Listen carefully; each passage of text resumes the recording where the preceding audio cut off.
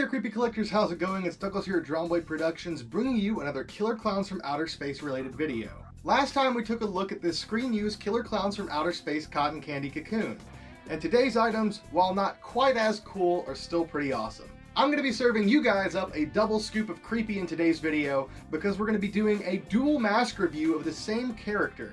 The first mask we're going to be taking a look at is a piece that was sent to me by a new friend, Mr. Cameron James Carter. Cameron had posted in several vintage mask collector groups, latex mask collector groups, as well as Killer Klowns collector groups, trying to find an original Killer Klowns from Outer Space Don Post jumbo mask. And those masks are pretty hard to come by, so nobody really had one to offer him in any of the groups. But a few days later, I did notice one pop up on eBay, so of course I went ahead and sent him the listing, and this is how Cameron and I became friends. Not only did he manage to score the mask he was looking for, but a day or two after receiving it, he posted looking for somebody to rehaul said mask. And of course, I volunteered. So without further ado, I would like to present to all of you the Don Post Killer Klowns from Outer Space jumbo mask. And these things are pretty awesome, but could be a lot better.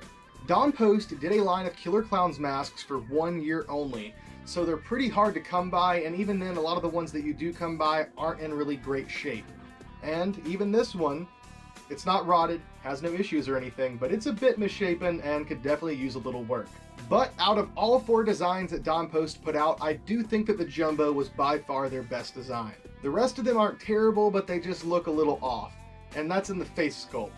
All of them look extremely off whenever it comes to the hair. As you can see, the hair on this guy is absolutely wacky.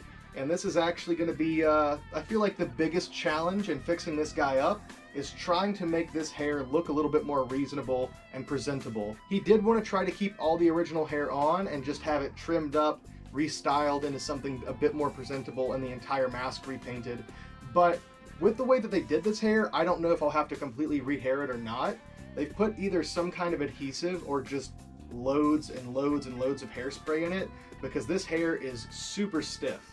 And obviously it's a bit too tall, there's too much hair, it needs to be trimmed down some, but the top sprout of hair is the most concerning part. From what you can see in the initial catalog image, this hair should be sticking straight up pretty much, but instead they've like twirled it around itself and then rubber banded it, it seems like. And then I'm guessing it was done when the adhesive was still wet, because you can pretty clearly see exactly where the rubber band was, and the hair just looks really, really weird. But as far as redoing the hair on these, that would also be a tad bit difficult because the hair is stitched in. Obviously, it's not impossible to remove, it's just going to take a good bit of time if it comes down to it. Now the sculpt itself, as I said, I do think this is the best one Don Post offered, and honestly, it's probably my favorite jumbo sculpt that's been offered to date. The only thing that I kind of dislike about the sculpt of this mask, I think the facial proportions are good, the ears look good, everything looks good. I just don't like that they sculpted in the face paint. Of course, for factory workers painting these up, it would make sense for them to create guidelines, but for people like us who want to fix these up and make them look a little bit better than a mass-produced piece, that can be a bit of a pain. The masks also did come with a tag. Here you can see the classic Don Post Studios logo up there, and of course the poster artwork for Killer Klowns. The opposite side just has care instructions, so not a whole lot to say there. And there's no slit in the back of this.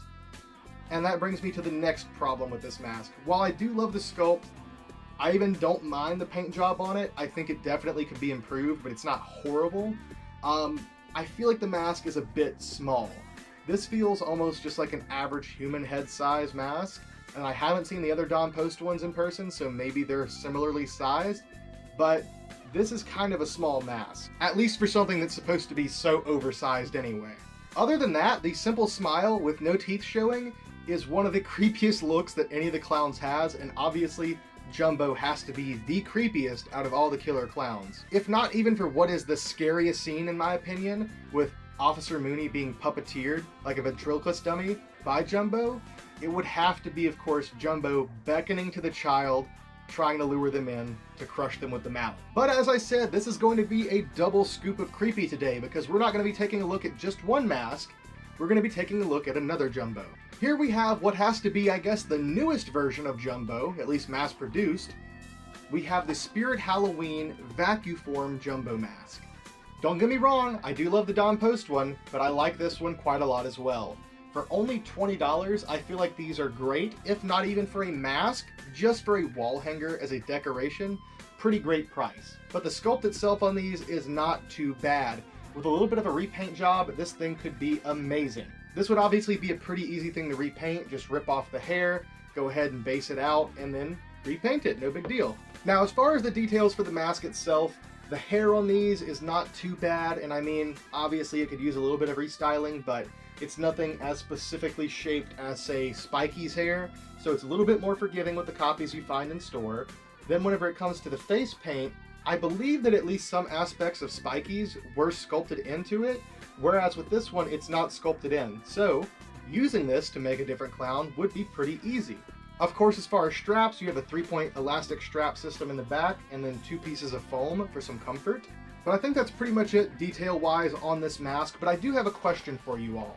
Out of all the companies that have produced Killer Klowns masks so far, Dawn Post, Death Studios, Trick or Treat Studios, and now Spirit, they did a plastic version and those horrible latex versions, I want to know, who do you think did it best and why?